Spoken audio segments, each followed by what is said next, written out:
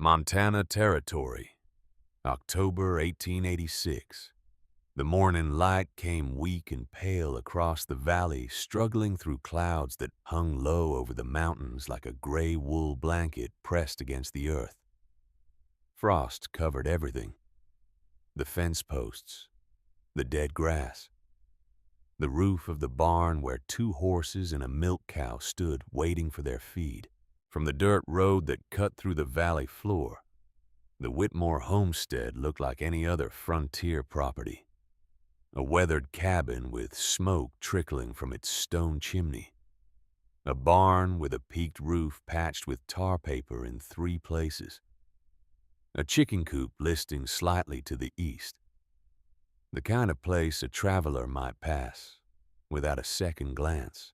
But if that traveler had stopped, if he had tied his horse to the fence and walked quietly toward the barn, if he had pressed his eye to a gap in the timber siding, he would have seen something strange. A woman was digging, not in a garden plot, not in a root cellar near the cabin where such things belonged. She was digging inside the barn itself, in the center of the floor between the horse stalls and the hay storage. Dirt flew from her shovel in steady, rhythmic arcs. Her gray hair had come loose from its pins and hung in damp strands across her face. Her dress, once blue, now carried the brown stains of earth and sweat and hard labor. Edna Whitmore was 62 years old. Her hands were calloused from decades of frontier work. Her back ached with every shovelful, but she did not stop. She could not stop, because somewhere in the back of her mind, she could still hear her granddaughter's rattling breath from the previous winter, could still feel the cold that had crept through every crack in the cabin walls, could still remember the 3 weeks she had spent wondering if the child would live or die. The cold had nearly taken Rosalie. It had taken so many others. It would not take them again. She drove the shovel deeper into the earth and kept digging. The story of how Edna Whitmore came to be alone on this homestead with 2 young grandchildren is not a complicated one. It is the kind of story that played out across 1,000 frontier properties in those years. The kind of story that left women widowed and children orphaned and families scattered like seeds in a hard wind. Her husband, Walter, had been a good man, strong, steady. The kind of man who could build a cabin with his own hands and clear a field of stones and still have energy left to read scripture by candlelight after supper. They had come to Montana together in 1871, when the territory was still raw and new and full of promise. They had built this homestead from nothing, raised their son James here, watched him grow into a man and marry a sweet-tempered woman named Catherine and start a family of his own in a cabin just 3 miles down the valley. For a few years, everything had seemed possible. The hard work of their youth was finally paying off. The homestead was established.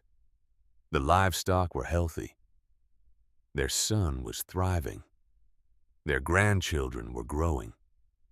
Then the winter of 1884 arrived. Walter caught pneumonia in late January, the same winter sickness that seemed to hunt through every drafty cabin in the territory when temperatures dropped. Edna nursed him for 2 weeks, keeping the fire burning day and night, brewing every remedy she knew. But the cold found its way through the cabin walls, found its way into his lungs, found its way into spaces where no amount of quilts or prayers could reach. He died on a Tuesday morning just before dawn, with Edna holding his hand and the fire crackling low in the hearth. She buried him on the hill behind the barn in a grave she dug herself, because the ground was frozen too hard for anyone else to help. She marked it with a wooden cross, that Walter himself had made years earlier, intending it for the family plot someday. She just hadn't expected someday to come so soon. The grief nearly broke her. Would have broken her, perhaps, if not for James and Catherine and the grandchildren. They came to stay with her that spring and summer, helping with the homestead, keeping her company, giving her reasons to rise each morning when rising seemed impossible. Then, summer brought the fever.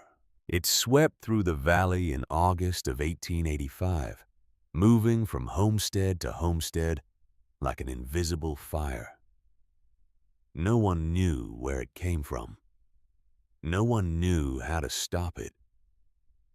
All they could do was watch and wait and pray and bury the dead when the praying failed.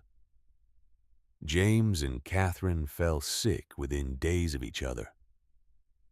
Catherine went first, her body simply giving out after a week of fever and delirium.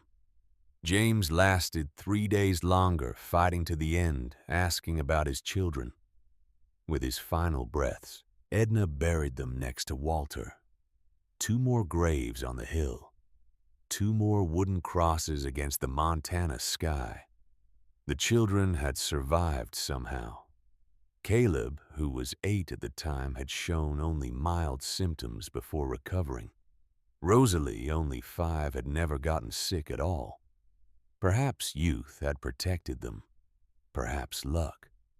Perhaps the kind of random mercy that no one could explain or understand. Whatever the reason, Edna found herself alone with 2 grandchildren, a homestead to run and a winter approaching that she knew would test everything she had.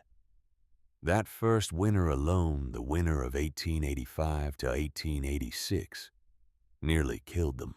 The cabin that Edna and Walter had built together was standard for the region. Rough-hewn log walls chinked with mud and moss. A single-room layout with a sleeping loft accessible by ladder. A stone fireplace that ate firewood faster than Edna could split it, even working every day until her arms ached and her palms bled. The floor was pine planks laid directly on packed earth. On cold mornings, frost would creep up through the gaps between the boards, spreading across the wood like white fingers reaching for warmth. Edna would wake before dawn to find ice crusted on the inside of the window glass. The water bucket would be frozen solid by the hearth, even with coals still glowing in the fireplace. The children would huddle under every quilt and blanket she owned, their breath visible in the morning air. Rosalie would press against her brother for warmth, her small body shivering even in sleep. But the wind was the worst part. The Montana wind did not just blow. It searched. It found every crack in the cabin walls, every imperfect seam, every gap where the chinking had cracked or shrunk. It poured through like water, finding the lowest point. Edna would stuff rags into the gaps, pack fresh moss between the logs, hang blankets against the walls as extra insulation. The cold still came. It came through the floor. It came through the chinking.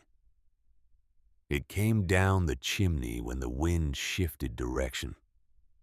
It came through the door every time she opened it to fetch more firewood or check on the livestock. By February, Rosalie had developed a cough. At first, Edna told herself it was nothing. Children coughed in winter. Everyone coughed in winter. The dry air, the wood smoke, the cold. It was normal. It would pass. But the cough did not pass. It deepened.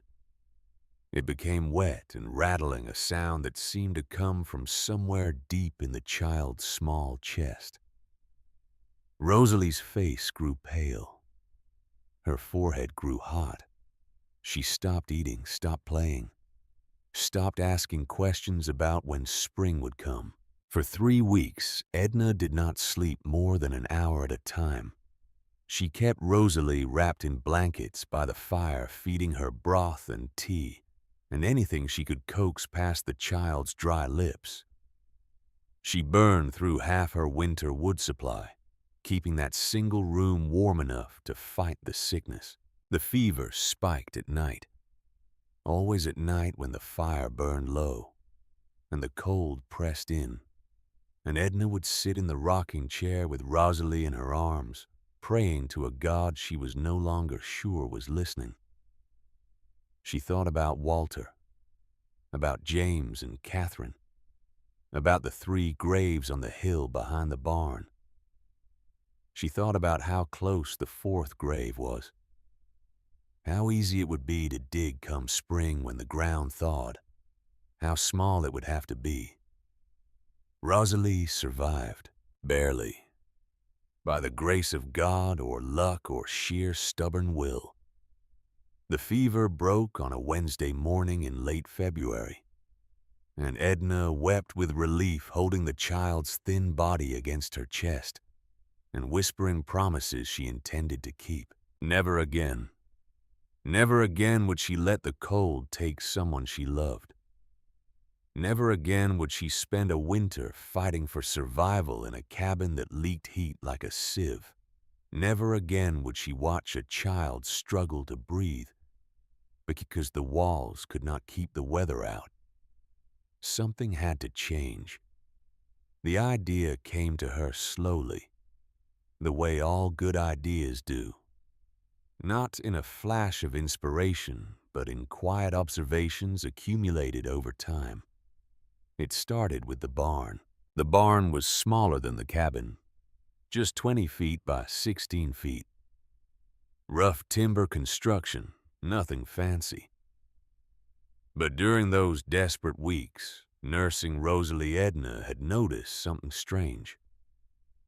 Every time she went to check on the livestock, every time she carried water to the horses or collected eggs from the chickens, or milked the cow by lantern light, the barn was warmer than she expected. Not warm.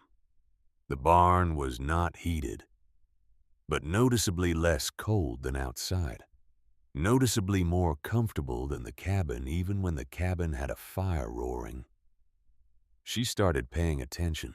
On a night when the cabin thermometer read 12 degrees inside, despite the fire, Edna bundled up and walked to the barn with a lantern in one hand and a second thermometer in the other.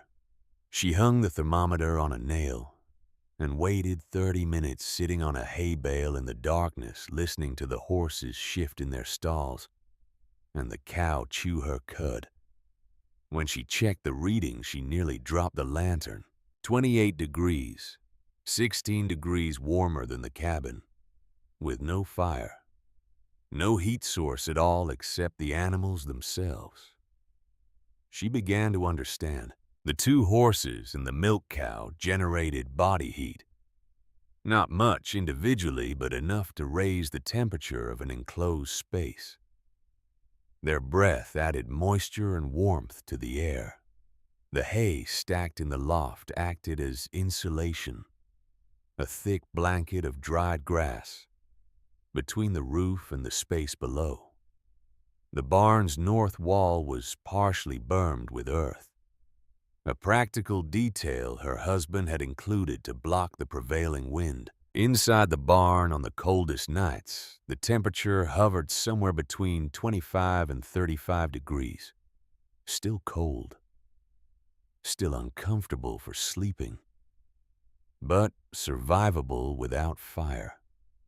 Survivable without burning through cord after cord of wood. Edna stood in the barn that night listening to the animals breathe, feeling the relative warmth on her face. And an idea began to form in her mind. Not sleeping in the barn itself. That would be improper, and the smell of livestock would be unbearable in such close quarters. But what if she could capture that warmth? What if she could build a space that used the barn as a roof, and the animals as a furnace? and the earth itself as insulation. What if she went underground? The thought should have frightened her, would have frightened most people. Digging a room beneath a barn, living in the earth like a badger or a prairie dog. It sounded desperate. It sounded crazy. But Edna had grown up in Pennsylvania, the daughter of a man who worked construction before the family moved west. She remembered her father building a deep cellar beneath their farmhouse when she was a girl. Remembered him explaining how the earth held temperature, how a properly built underground space stayed cool in summer and warm in winter, how the soil was a natural insulator better than any wall man could build. She remembered playing in that cellar as a child, remembered how comfortable it felt in January, how the walls were cool to the touch but never freezing, how the air was still and calm while blizzards raged above. Her father had understood something about the earth that most people forgot. The ground was a battery. It stored heat. It moderated temperature. It protected against wind. All you had to do was use it. Edna decided to build a bedroom beneath the barn. She began digging in early October, working in the mornings after feeding the animals and before the children woke. She chose a spot in the center of the barn floor directly beneath where the hay was stacked away from the stalls, where manure would accumulate. The location was deliberate. The hay above would provide extra insulation. The distance from the stalls would keep the air cleaner. The central position would allow heat to radiate evenly from all directions. The excavation was back-breaking work for a woman of any age, let alone 62. 8 feet wide, 12 feet long, 7 feet deep. She measured carefully with a knotted rope, marking the corners with wooden stakes driven into the barn floor. Then she started digging. The first shovelful was the hardest, not physically, but psychologically. That first bite of the shovel into the barn floor made the plan real, made it something she could not take back. She stood there for a long moment, looking at the small pile of dirt, thinking about what people would say if they knew. Then she remembered Rosalie's rattling breath, remembered the cold that had crept through the cabin walls, remembered the 3 graves on the hill. She kept digging. The work fell into a rhythm. Wake before dawn. Start the fire in the cabin. Make breakfast for the children. Feed the livestock. Then retreat to the barn with her shovel and her wheelbarrow and her determination. She hauled the dirt out in buckets at first, then switched to the wheelbarrow when the hole grew deeper. She spread the excavated soil in low spots around the property, filling in puddles and leveling ground, distributing it so gradually that no single pile would attract attention. 3 weeks of digging. No help. No announcement to her neighbors. Just quiet, methodical work while the autumn days grew shorter and the nights grew colder. And the first dustings of snow began to appear on the mountain peaks. The children knew something was happening, of course. Caleb was 9 years old, observant and curious. He asked questions that Edna deflected with vague answers about storage and preparation for winter. He accepted her explanations without argument, but she could see the doubt in his eyes. Rosalie was easier. At 6, she was still young enough to accept adult mysteries without demanding explanations. When she asked why Grandma spent so much time in the barn, Edna told her she was making a special surprise for winter. The child's eyes lit up at the word surprise, and she asked no more questions. The chamber took shape slowly. For the walls, Edna used what was available: fieldstone from the creek bed, flat pieces of sandstone and limestone that she could carry in her apron, making dozens of trips over the course of a week. She dry stacked them carefully, fitting the stones together like puzzle pieces, leaning them slightly inward so gravity would hold them in place. Behind the stones, she packed earth tight, creating a barrier between the chamber and the surrounding soil. The floor was trampled earth, hard packed by her own feet, walking back and forth across the surface until it was smooth and solid. She sloped it slightly toward one corner where she dug a small sump, a hole filled with gravel to catch any groundwater that might seep in. Drainage was critical. A flooded chamber would be worse than useless. Timber framing came next. She salvaged lumber from an old shed that had collapsed the previous spring, cutting and fitting the beams with a saw and axe and more determination than skill. The beams ran perpendicular to the barn's existing floor joists, creating a ceiling for the underground room that could bear the weight of livestock and hay and human traffic overhead. The entrance was the cleverest part. No exterior door. No obvious access point that would expose the chamber to wind or let cold air pour in. Instead, Edna cut a trap door through the barn floor itself. A 3-foot by 3-foot opening in the southwest corner, covered with planks that sat flush with the surrounding boards. From inside the barn, you could lift the trap door and descend a short ladder into the chamber below. From outside the barn, you would never know it existed. The wind would never find it. Word traveled fast in a territory where homesteads were spread miles apart, where survival often depended on neighborly cooperation and shared resources, where people paid attention to what others were doing because isolation and curiosity made a powerful combination. Samuel Corcoran was the first to notice something strange. Samuel owned the closest neighboring homestead about 2 miles to the east. A solid man in his 40s with a wife and 3 children. And the kind of practical skepticism that came from 20 years of frontier living. He had known Walter Whitmore well, had helped dig the grave when Walter died, had watched with quiet concern as Edna struggled through that first winter alone with the grandchildren. He was riding past the Whitmore property one afternoon in late October when he saw Edna emerging from the barn with a wheelbarrow full of dirt. Dirt.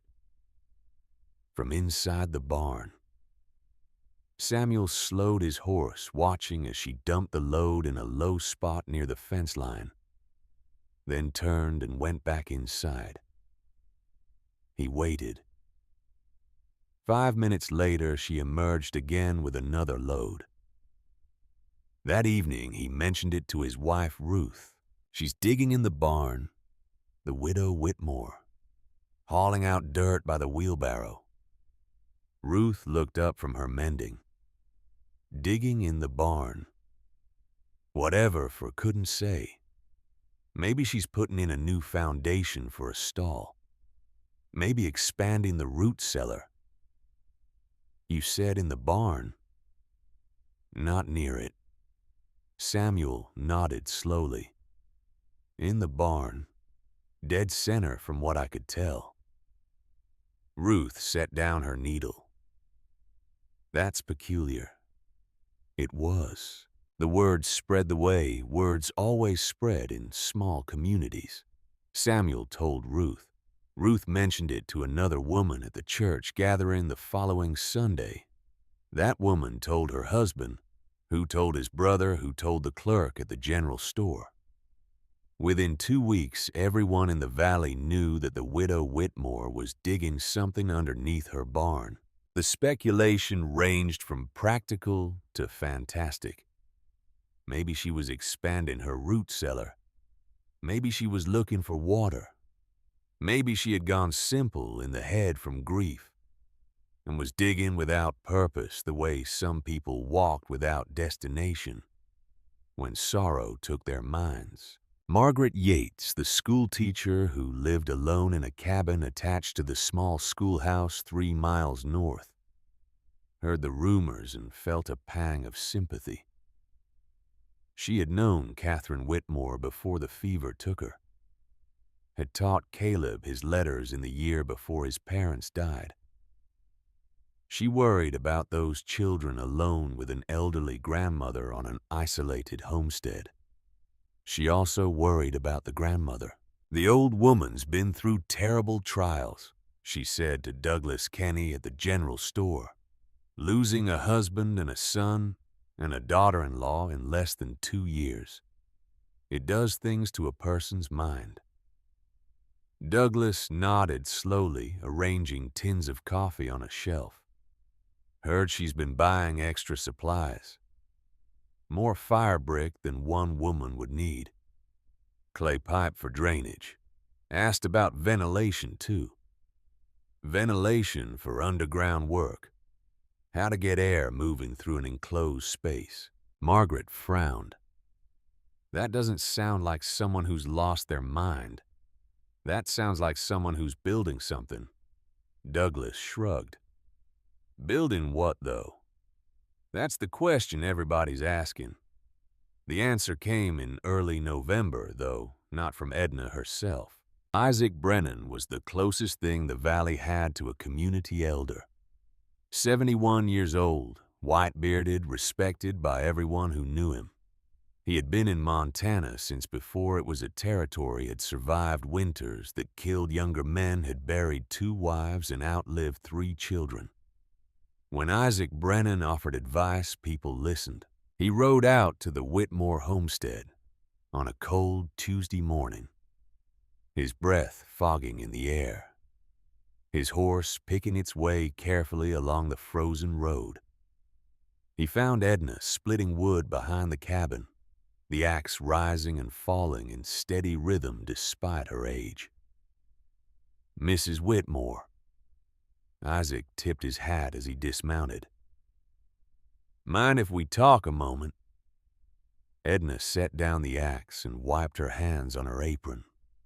"Mr. Brennan, what brings you out this way?" Concern, mainly. He stood with his hands in his coat pockets, studying her face.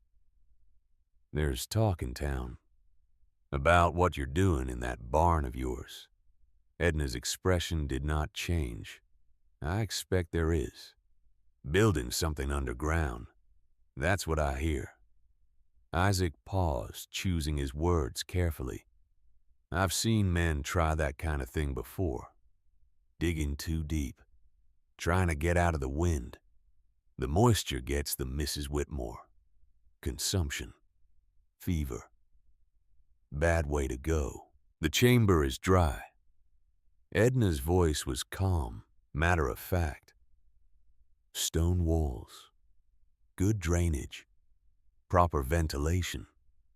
Isaac rubbed his jaw. "Maybe so. But underground work is tricky. The ground freezes, it shifts. Water moves in ways you don't expect. Fellow I knew tried to build a root cellar too deep once. Flooded out by March thaw. Lost everything he'd stored. I've accounted for drainage." He studied her for a long moment. A 62-year-old widow with calloused hands and dirt under her fingernails, and something in her eyes that looked like steel. "Heard you're planning to sleep down there. You and the children." Edna met his gaze without flinching. "I am." Isaac sighed. "Mrs. Whitmore, I say this with respect. I've known you and Walter since you came to this valley.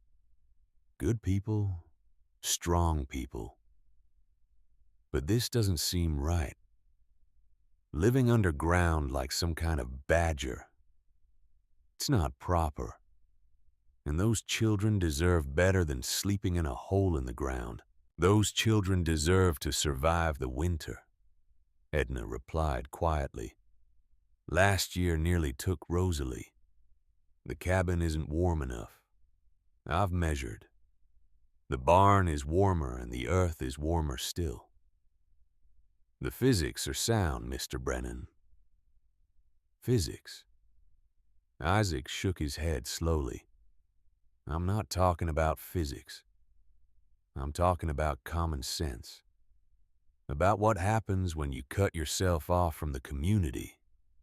People are worried about you, Mrs. Whitmore. They think you've gone peculiar. Let them think what they want. And if something goes wrong, if the chamber floods or caves in or fills with bad air, what then? Edna picked up her axe again. Then you can say you warned me. Good day, Mr. Brennan. She turned back to the woodpile and resumed splitting. After a moment, Isaac mounted his horse and rode away, shaking his head. The old woman had gone peculiar. Everyone agreed on that. But there was nothing anyone could do about it short of intervening with the children, and no one was willing to go that far. Edna Whitmore had property rights and grandparental rights, and the kind of stubborn independence that frontier people understood even when they did not approve. So they watched, and they waited, and they talked among themselves about what would happen when winter truly arrived. But there was something else happening that autumn, something that had nothing to do with underground chambers or community gossip, something that would make the coming winter far more dangerous than anyone knew. Harlan Croy came to the Whitmore homestead on the last day of October. He arrived in a black buggy pulled by two matching gray horses, the kind of expensive rig that announced its owner's wealth before he said a word. Harlan was 55 years old, tall and thin with a narrow face and eyes that calculated everything they saw. He wore a wool coat that cost more than most families spent on food in a month. His boots were polished despite the muddy roads. Edna was feeding the chickens when the buggy pulled up. She watched it approach with narrowed eyes, recognizing the horses before she recognized the man. Harlan Croy had a reputation in the valley. He owned the bank in Lewistown. He owned 3 saloons. He owned by some accounts half the town council. He also owned paper on at least a dozen homesteads in the area, mortgages and loans and debts that gave him leverage over families who had borrowed money during hard times. Walter had borrowed money from Harlan Croy, Mrs. Whitmore. Harlan climbed down from the buggy with the careful movements of a man who did not like getting his clothes dirty. I don't believe we've had the pleasure of a proper conversation since your husband passed. My condolences, of course. Mr. Croy. Edna did not move from her spot by the chicken coop. What brings you out here? Business, I'm afraid. Harlan reached into his coat and withdrew a folded paper. Your late husband signed a note with my bank in the spring of 1884. $200 secured against this property. The terms specified repayment within 2 years. Edna felt something cold settle in her stomach. I'm aware of the debt. Then you're aware that the note comes due in 3 months. February 1st, 1887. I'm aware. Harlan unfolded the paper and made a show of examining it, though they both knew he had every detail memorized. $200 is a significant sum, Mrs. Whitmore, particularly for a widow managing a property alone. I wanted to discuss your intentions for repayment. Edna looked at the paper in his hands, then at his face, then at the expensive buggy and the matched gray horses. My intentions, she said slowly, are to pay what is owed. Harlan smiled. It was not a pleasant expression. Of course, I never doubted your honor. But circumstances change, don't they? A widow, two young children, a harsh winter approaching, the weight of a homestead on elderly shoulders. He paused, letting the words settle. I want to help Mrs. Whitmore. Truly I do. Help how? I'm prepared to offer you a solution. He tucked the paper back into his coat. Sell me the property. I'll pay off the note myself. Give you $50 for your trouble, and you can move into town. There's a boarding house on 3rd Street. Respectable. Clean. Much easier than trying to work this land alone. Edna's hands tightened around the bucket of chicken feed. This land belonged to my husband, to my son. My grandchildren were born 3 miles from here. I won't sell. Harlan's smile faded slightly. Mrs. Whitmore, I'm trying to be reasonable. February is only 3 months away. Winter in Montana is unpredictable. Anything could happen between now and then. If you can't make the payment, I'll have no choice but to pursue legal remedies. Foreclosure, auction. The children would have to go somewhere. He let the implication hang in the cold air. Surely you don't want that. Edna met his eyes. Her voice was quiet but steady. I have until February. The law is clear on that. It is. Harlan turned back toward his buggy. But the law is also clear on what happens when debts go unpaid. I hope you'll reconsider my offer, Mrs. Whitmore. For everyone's sake. He climbed into the buggy and took up the reins. Before he drove away, he looked back at her one more time. That's a nice barn you have there. Heard you've been doing some interesting work inside it. He clicked his tongue and the horses began to move. I hope whatever you're building keeps you warm this winter. You're going to need it. The buggy rolled away down the frozen road, leaving Edna standing alone with the chicken feed bucket in her hands and a cold knot of fear in her chest. $200. 3 months. And a man who wanted her land badly enough to threaten her with her own grandchildren. She understood now why Harlan had come. It was not just about the debt. There had been recently rumors that the railroad was considering a route through this part of the valley. If those rumors were true, land values would increase tenfold overnight. A property that was worth a few $100s today might be worth thousands in a few years. Harlan Croy had not come to collect a debt. He had come to steal a future. Edna walked slowly back to the barn. She descended the ladder into the underground chamber, where the stone walls rose solid and steady around her.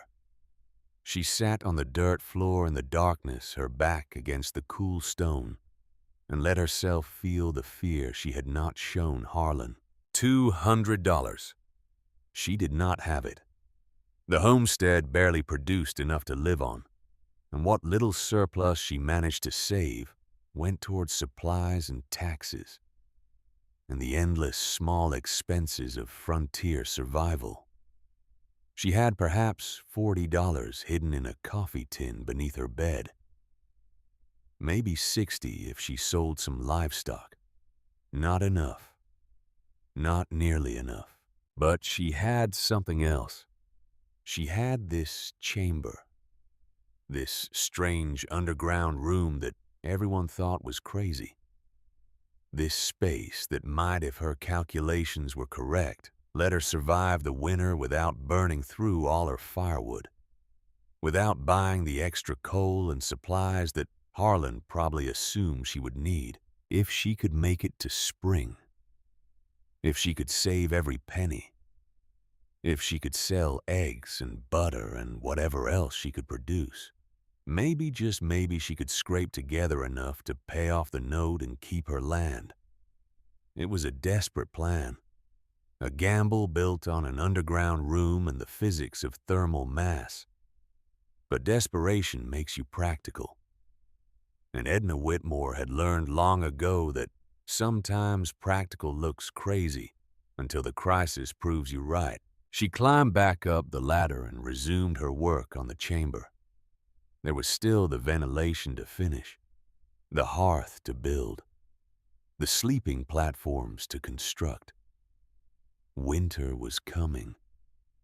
Harlan Croy was waiting. And somewhere beneath her feet, the earth was holding its warmth like a promise. The November days grew shorter and colder. The underground chamber took its final shape.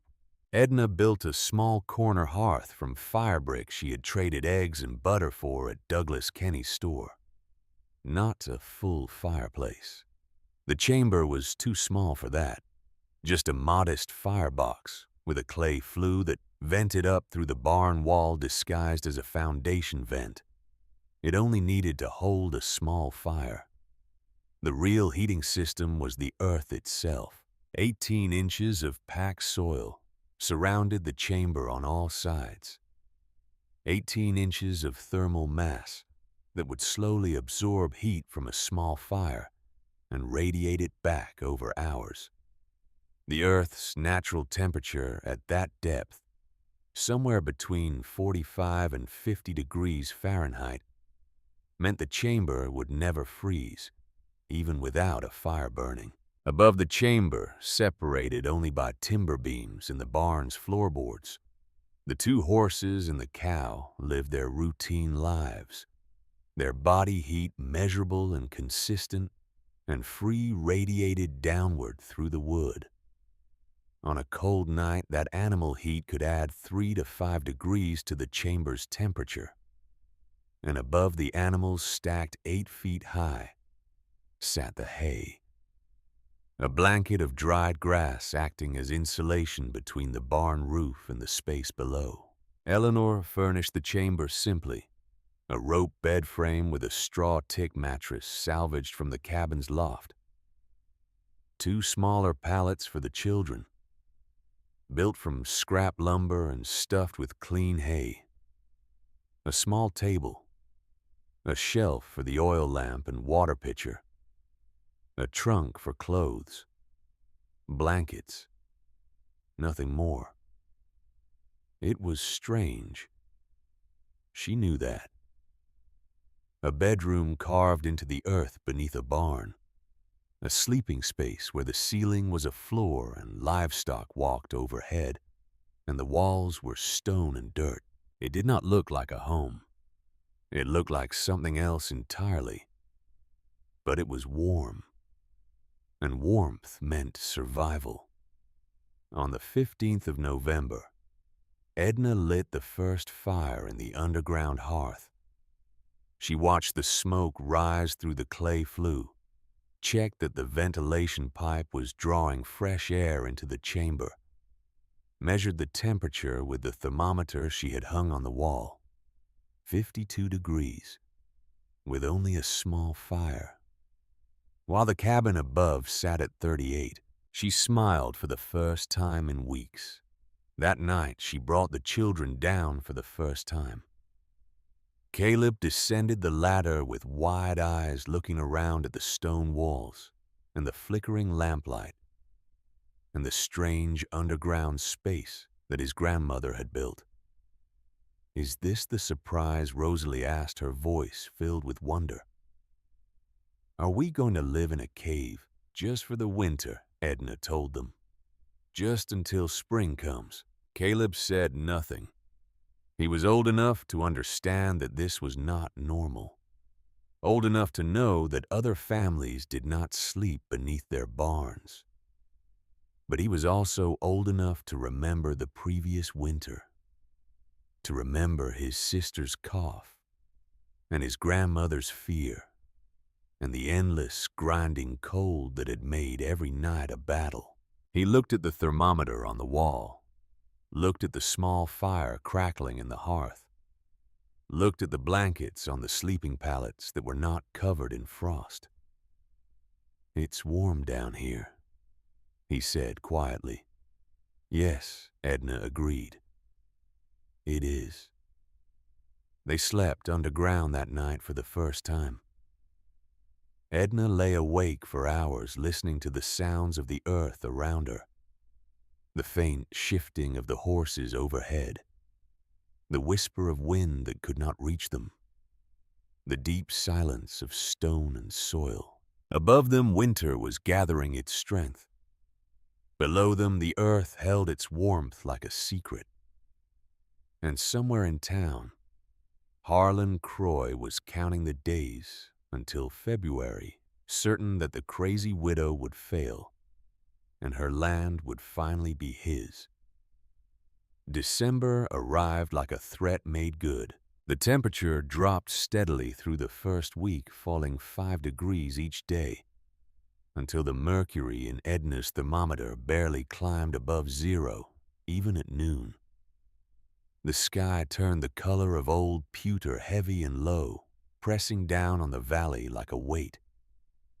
The wind shifted to the north and stayed there, a constant presence that found every gap in every structure and reminded everyone that winter had only just begun. In the underground chamber, life settled into a rhythm. Edna would wake before dawn, climb the ladder into the cold barn, and feed the livestock by lantern light. The horses would nicker softly at her approach, their breath steaming in the frigid air. The cow would low and shift in her stall, waiting for the hay that Edna forked down from the loft. Then back down the ladder to start breakfast for the children, heating water on the small hearth, cooking oatmeal in the iron pot she had carried down from the cabin. The children adapted faster than she expected. Rosalie treated the underground room like a perpetual adventure, a secret hideaway that belonged only to them. She named the spiders that lived in the corners of the stone walls. She made up stories about gnomes who lived deeper in the earth and came out at night to check on sleeping children. She slept better than she had in months. Her small body finally warm enough to rest without shivering. Caleb was different, quieter, more watchful. He helped his grandmother with chores without being asked, carrying water and splitting kindling and checking the ventilation pipe for blockages. But there was something in his eyes that Edna recognized, a wariness, a waiting. He had not forgotten what people said about them. The trips to town became harder as December progressed. The road froze solid, then covered with snow, then froze again into treacherous ruts that threatened to break a wagon wheel with every mile. Edna made the journey only when necessary, purchasing supplies at Douglas Kenny's store with carefully counted coins. She felt the eyes on her whenever she walked through town, the whispers that stopped when she approached, the careful distance that people maintained as though her strangeness might be contagious. Douglas Kenny remained professionally neutral, weighing her flour and wrapping her purchases without comment on her living arrangements. But others were less restrained. Mrs. Whitmore. The voice came from behind her on the boardwalk outside the general store. Edna turned to find Martha Henderson, wife of one of the town council members, standing with another woman whose name Edna could not remember. Living underground now, are we? For the winter. Edna's voice was flat. How exotic. Martha exchanged a glance with her companion, like the Indians used to do, I suppose, or perhaps the Chinese miners. She smiled, but there was no warmth in it. I do hope the children are managing. Such an unusual situation for young ones. The children are fine. Of course they are. Martha's smile widened. Children are adaptable. They can get used to almost anything, can't they? Even living like animals. Edna felt her hands tighten on her packages. She thought about responding, thought about explaining the physics of thermal mass and earth-sheltered construction, thought about describing the temperature readings she took every morning, the consistent 52 degrees that her chamber maintained, while these women's houses struggled to stay above freezing. But she said nothing. There was no point. They would not understand, and explaining would only give them more ammunition for their mockery. "Good day, Mrs. Henderson." She walked away with her supplies, feeling their eyes on her back, hearing the laughter that started before she had gone 10 paces. That night, back in the underground chamber, she sat by the small fire and thought about pride, about dignity, about what it cost to be different in a world that punished difference with isolation and ridicule. The cost was high, but so was the alternative. She added another log to the fire and watched the flames dance against the stone walls, warm and safe, while the Montana wind howled impotently above. The second week of December brought Margaret Yates to the homestead. The schoolteacher arrived on a gray afternoon, her horse picking its way carefully along the frozen road. Edna saw her coming from the barn door and felt a moment of uncertainty. Margaret had always been kind, but kindness could mask many things: pity, curiosity, the desire to see firsthand just how far the widow Whitmore had fallen. Mrs. Whitmore. Margaret dismounted and tied her horse to the fence. "I hope I'm not intruding." "Miss Yates." Edna wiped her hands on her apron. "You're welcome here, though I'm not sure what brings you all this way in such cold." Margaret hesitated. Then she reached into her saddlebag and withdrew a notebook and pencil. "I wanted to see it. Your underground room." She paused, choosing her words carefully. "I've heard the talk in town. I've heard what people say. But I've also heard that you're staying warmer than anyone else in the valley, burning less wood, surviving better. I want to understand how." Edna studied the younger woman's face. There was no mockery there, no hidden agenda that she could detect. Just genuine curiosity and perhaps something more. Perhaps the desperation of someone who had faced her own cold nights in an inadequate shelter and wanted to believe there might be a better way. "Come inside," Edna said finally. "I'll show you." They descended the ladder together, Margaret going first, Edna following with the lantern. The schoolteacher stood in the center of the underground chamber, turning slowly, taking in the stone walls and the timber ceiling, and the small hearth with its banked coals. "My God," she breathed. "It's actually warm down here. 53 degrees this morning." Edna hung the lantern on its hook. "It's been above 50 every day since I finished the construction. Without a fire burning. I light a fire in the evenings. Let it burn for a few hours before bed. The stone walls absorb the heat and release it slowly through the night. By morning, the temperature has only dropped a degree or two." Margaret walked to the wall and placed her palm against the stone. The thermal mass principle. "I've read about it, but I've never seen it applied like this." "You know about thermal mass. I was educated at a women's college in Philadelphia before I came west." Margaret smiled slightly. "We studied architecture, among other things. The Romans used similar principles in their hypocaust heating systems, but this application with the livestock and the hay. This is ingenious, Mrs. Whitmore. It's practical, that's all. No. Margaret turned to face her eyes serious. It's more than practical. It's survival engineering. And you should know that not everyone in town thinks you're crazy. Some of us have been watching.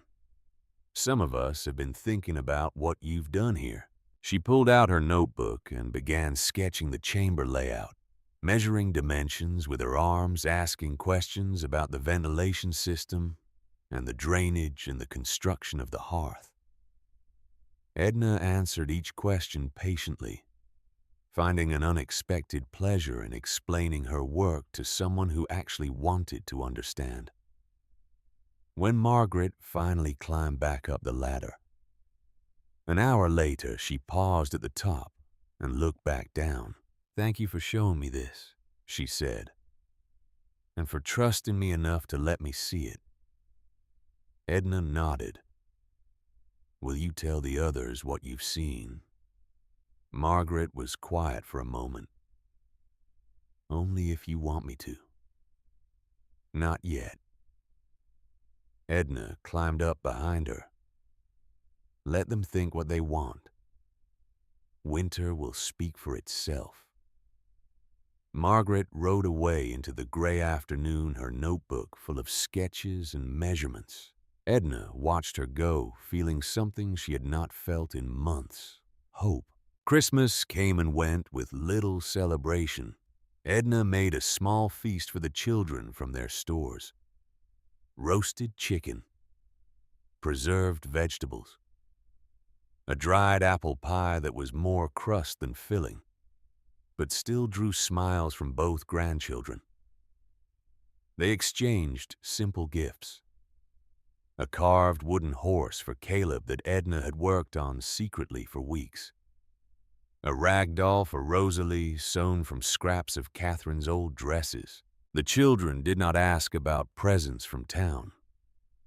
They did not ask why no neighbors came to visit, why no church bells rang for them, why their Christmas was celebrated underground, while everyone else gathered in warm parlors and decorated homes. They were learning what it meant to be different, what it cost, what it demanded. Edna hated that lesson, but she could not protect them from it. All she could do was keep them warm and alive and hope that someday the world would be kinder.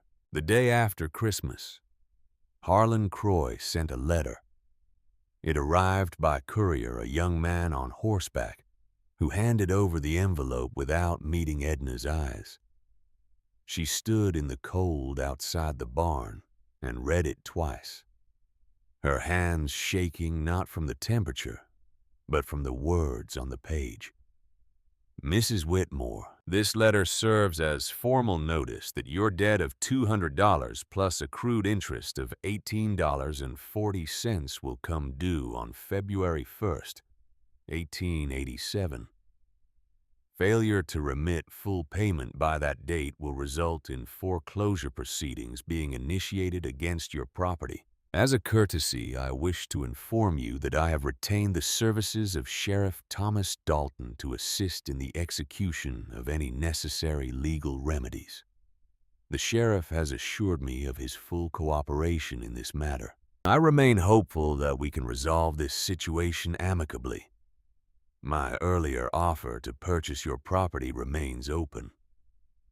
However, I must warn you that the offer will be withdrawn on January 15th. After that date, I will have no choice but to pursue foreclosure, which will result in public auction of your land and assets. I trust you will make the wise choice. Regards, Harlan Croy." Edna read the letter a third time. Then she folded it carefully and slipped it into her apron pocket. $218.40. 5 weeks to pay it. She had saved $63 since October. $63 from selling eggs and butter. And a young rooster she could not afford to keep through winter.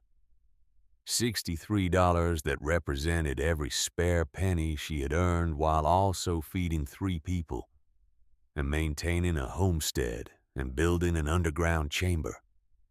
She was still more than $150 short. The math was impossible. Even if she sold everything she could spare, even if she worked every day from now until February, even if she stopped eating entirely and gave all her food money to the debt, she could not close the gap. Harlan knew it. That was why he had written the letter.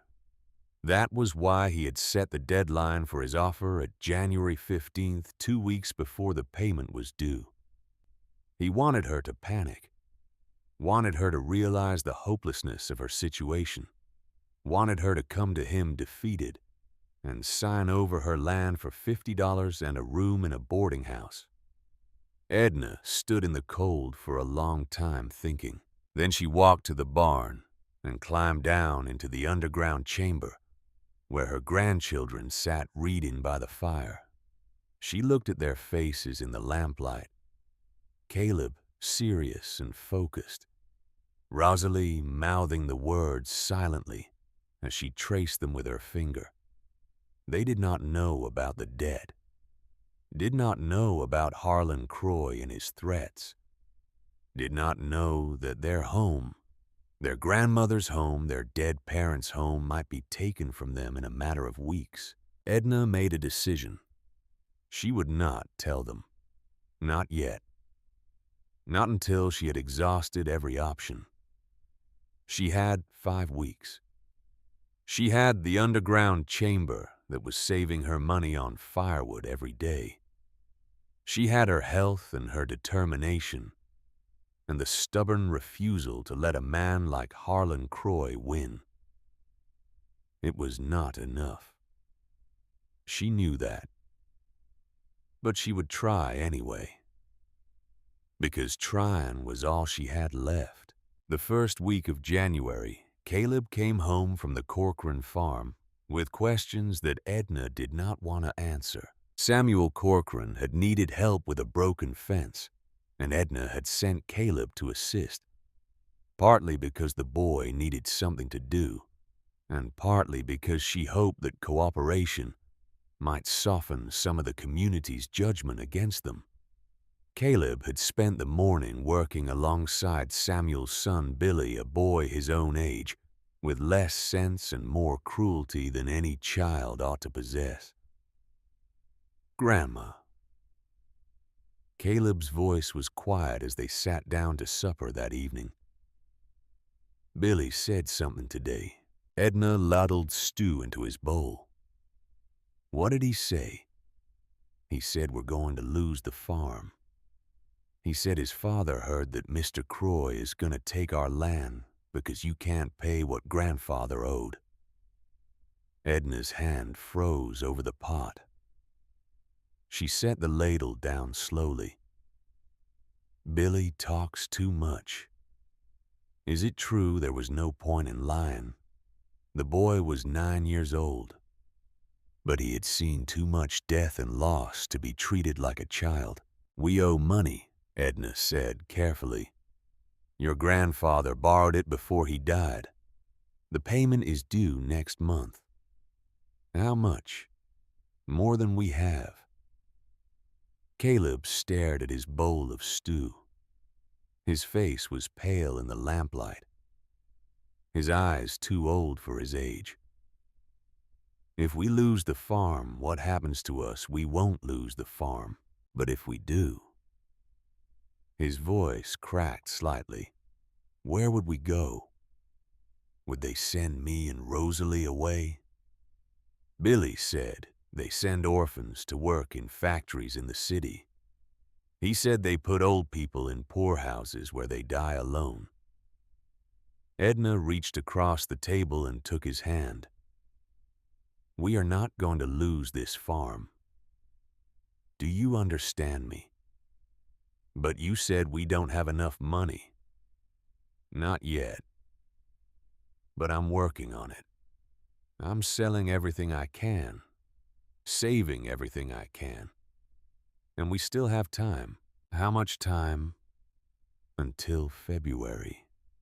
Caleb was quiet. Then in a voice barely above a whisper, he asked the question that Edna had been dreading. Why won't anyone help us? Edna had no answer for that.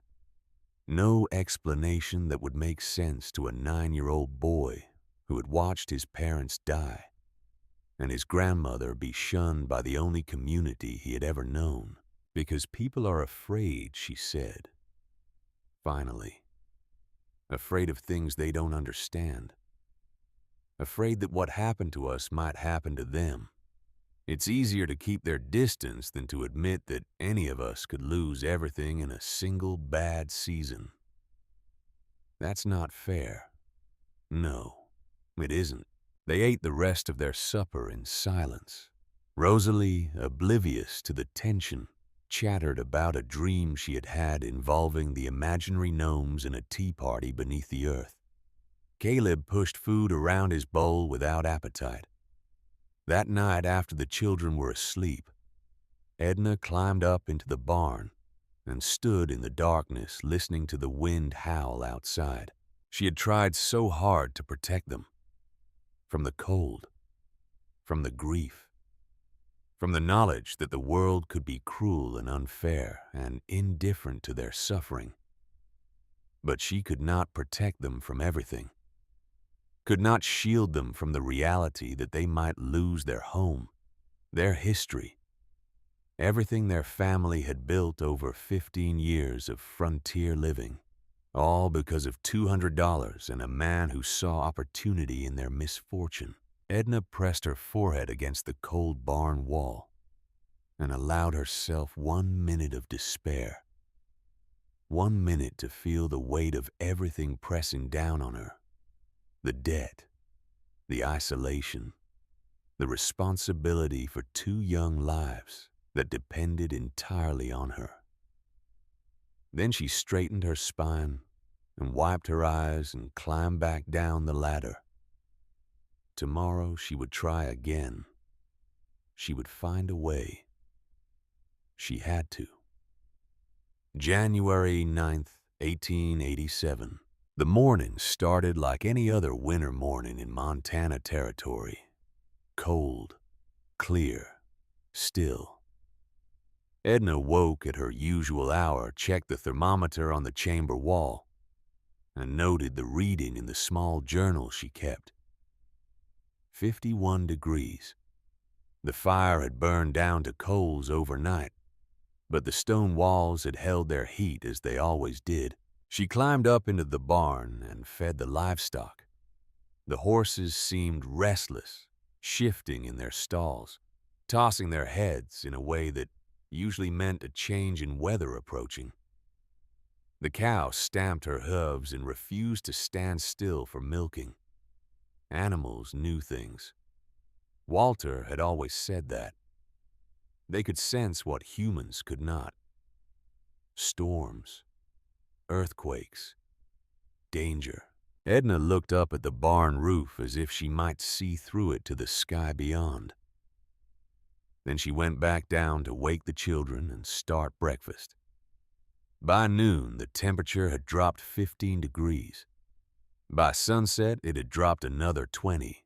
The wind came up from the north around 4 in the afternoon, starting as a whisper and building steadily into something that shook the barn walls and drove snow horizontally across the valley floor. The sky had turned the color of a bruise purple and gray and ominous. Edna made a decision. She brought extra water into the underground chamber, extra firewood, extra food. She checked the ventilation pipe twice and made sure the trapdoor sealed properly against drafts. What's happening? Grandma Rosalie asked, her eyes wide. A storm is coming. A big one from the feel of it. We're going to stay down here until it passes. How long will that be? Edna did not answer. She did not know. But something in her bones told her this storm would be unlike anything she had experienced before. That night she barely slept. The wind screamed above them like a living thing, a sound so loud and constant that it seemed to vibrate in her chest. Snow must have been falling, though she could not see it from underground. She could only hear the howl of the storm and feel the strange pressure in her ears that came with severe weather. The temperature inside the chamber held steady. 50 degrees, 49, 48 as the night wore on and the small fire burned down. Still warm, still safe. But above them, Edna knew the world was becoming something else entirely. The blizzard of January 1887 would later be called the worst winter storm in Montana Territory's recorded history. The temperature dropped to 40 degrees below zero. The wind sustained speeds above 40 miles per hour, with gusts exceeding 60. Snow fell not downward, but sideways, driven by winds so fierce that it accumulated in drifts 20 feet high in some places. Visibility dropped to zero. The air became a solid wall of white, impenetrable, disorienting. Men who stepped outside to fetch firewood became lost before they had gone 10 paces from their doors. Some of them never found their way back. Livestock died in their stalls, despite every attempt to keep them warm. Water froze solid in covered buckets beside roaring fires. Frost formed on the inside of window glass so thick that it blocked all light from outside. The storm lasted 4 days. Across the valley, families huddled in their cabins and fought to survive. Samuel Corcoran's family burned through their firewood at a terrifying rate. Samuel fed the fireplace constantly, splitting logs with numb fingers, hauling armloads of wood through the howling wind, watching his supply dwindle hour by hour. The cabin temperature hovered around 35 degrees despite his efforts. His wife wrapped hot stones from the fire in cloth and tucked them into the children's beds. But the stones cooled within an hour. By the second day, they had gone through a cord and a half of wood. Samuel looked at what remained and did the math with growing dread. If the storm lasted another week, they would freeze to death in their own home. The Brennan family fared worse. Isaac's cabin was larger than most, built to accommodate his wife, 4 children, and his elderly father who had come west with them 20 years earlier. The fireplace was inefficient, designed more for cooking than heating its wide, shallow firebox, throwing heat poorly into the room while sucking warmth up the chimney. They burned through wood at an alarming rate and still could not get the cabin above freezing. On the second night of the storm, Isaac's father started coughing. Deep, wet, rattling coughs that shook the old man's entire body. By morning, he was feverish, shaking uncontrollably, even wrapped in blankets beside the fire. Isaac recognized the signs. He had seen them before in other winters, in other cabins. Pneumonia, the same illness that had taken Walter Whitmore. The same illness that killed more frontier settlers than any other cause. His father needed warmth, real warmth. Not the inadequate 30 degrees they were managing. Not the constant draft that found its way through every crack in the walls. But Isaac had nothing more to give. He was already burning everything he could find. Already doing everything humanly possible. It was not enough. Margaret Yates nearly died on the 3rd night. She lived alone in a small cabin attached to the schoolhouse, a structure built for economy rather than comfort. When the storm hit, she burned her firewood, then her kindling, then the small ladder that led to her sleeping loft, then 2 chairs and a wooden crate that had held her books. The temperature inside her cabin dropped to 20 degrees despite her efforts. She wrapped herself in every blanket she owned and sat as close to the fire as she could without catching her clothes alight. It was not enough. On the third night, her chimney became blocked with snow. She woke to find the cabin filling with smoke, the fire smoldering instead of burning clean. She could not breathe, could not see, could not think clearly enough to understand what was happening. She had two choices: suffocate from the smoke or freeze without the fire. She chose to open the door.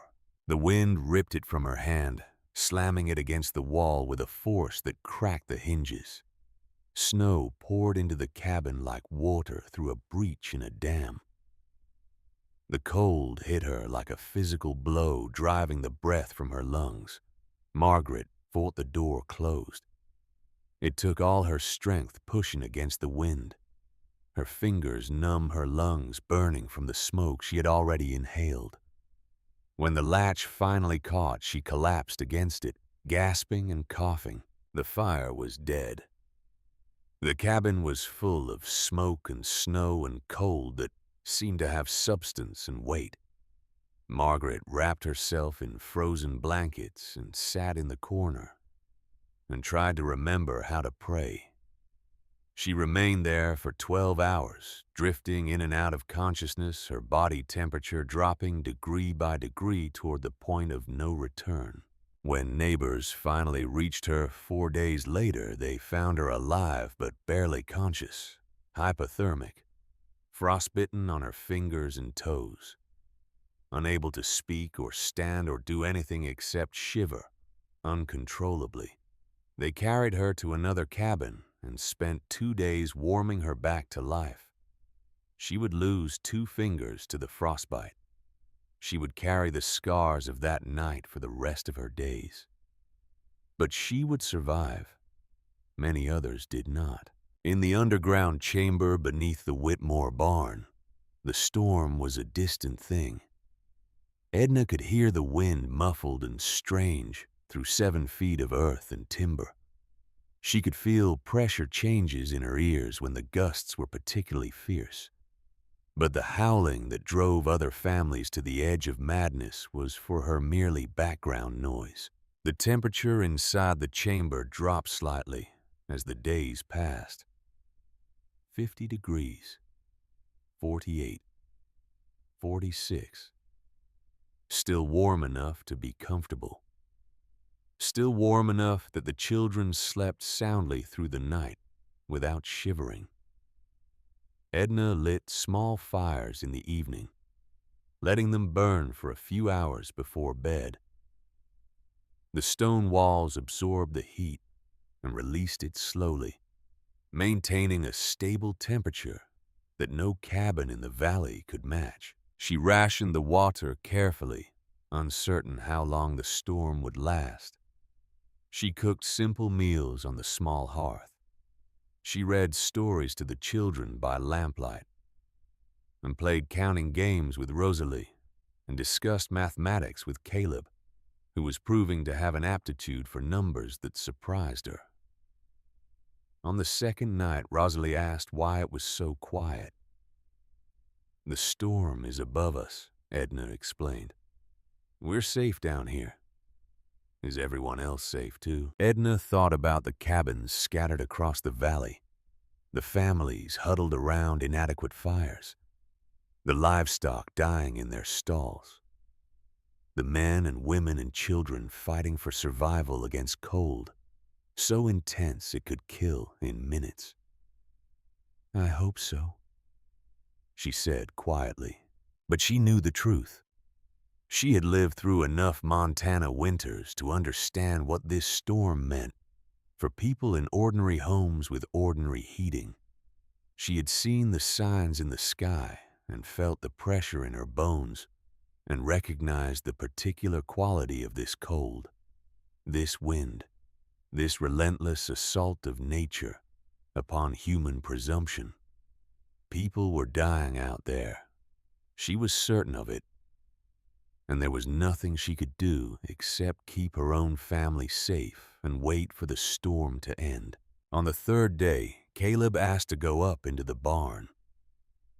"I want to see," he said. "I want to know what it's like." Edna considered refusing, but the boy had earned the right to understand what they were surviving.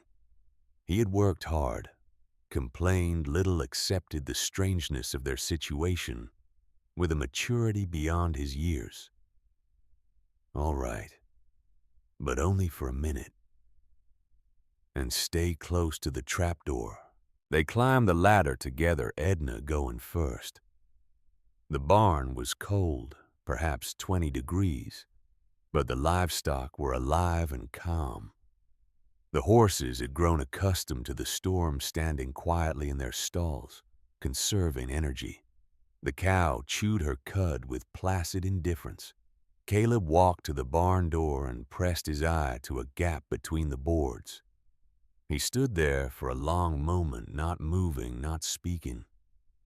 Then he stepped back, his face pale. "I can't see anything," he said. "It's just white. There's nothing out there but white." Edna looked through the gap herself. He was right. The world beyond the barn had ceased to exist. There was only the storm, a solid wall of driven snow that seemed to go on forever in every direction. "Come back down," she said gently. "There's nothing to see up here." They descended the ladder and sealed the trapdoor above them. Caleb sat by the fire for the rest of the day, unusually quiet, occasionally glancing upward at the ceiling as if he could see through it to the chaos above.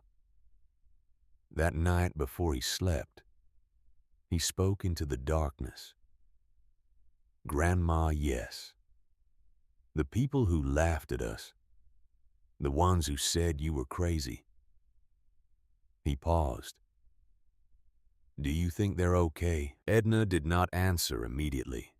She lay in her bed listening to the muffled howl of the wind, thinking about Samuel Corcoran and Isaac Brennan and Margaret Yates and all the others who had mocked her or pitied her or simply kept their distance. "I don't know," she said finally. "I hope so. But I don't know." Another silence. Then very quietly, "I'm glad we're down here. Even if people think it's strange. I'm glad you built this place." Edna felt tears prick her eyes. "So am I, sweetheart. So am I." On the morning of the fourth day, the wind began to die. It did not stop all at once. The howling faded gradually, dropping from a roar to a moan to a whisper over the course of several hours. The pressure in Edna's ears eased. The constant vibration that had filled the underground chamber for days finally stilled. She climbed up into the barn and pushed open the door. The world outside was transformed. Snow lay in drifts higher than her head, sculpted by the wind into strange shapes that looked almost artificial. The sky was clear for the first time in 4 days, a pale winter blue that seemed impossibly bright after so long underground. The cold hit her immediately, so intense that her first breath seemed to freeze in her throat. But the wind was gone, and with it the deadliest element of the storm. She looked across the valley toward the other homesteads. Smoke rose from a few chimneys in the distance, thin trails against the blue sky. Signs of life. Signs of survival. But not from all of them. Some chimneys stood cold and still. No smoke, no movement. No indication that anyone inside had made it through. Edna stood in the barn doorway for a long moment, looking out at the valley she had called home for 15 years. Then she went back down the ladder to tell the children that the storm had passed. They had survived. But she knew with the certainty that comes from experience that not everyone had been so fortunate. 2 days after the storm ended, Samuel Corcoran came to the Whitmore homestead. Edna saw him coming from a long way off, a dark figure moving slowly through the snow on horseback. He was bundled in every layer he owned, his face barely visible beneath scarves and hat. The horse picked its way carefully through drifts that reached past its knees in places. She watched him approach with a strange mixture of emotions: wariness, curiosity, something that might have been vindication but felt more like sorrow. When Samuel reached the fence line, he dismounted and stood looking at the barn for a long moment. His face was haggard, deeply lined, the face of a man who had not slept properly in days. "Mrs. Whitmore." His voice was rough with exhaustion. "I came to check on you." "That's kind of you." Edna stood in the barn doorway, neither welcoming nor hostile. "We're managing well." Samuel stared at her.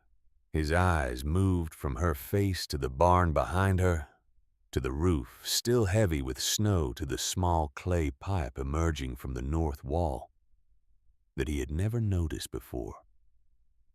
"There's been no smoke," he said slowly. "From your property. For 4 days, there's been no smoke.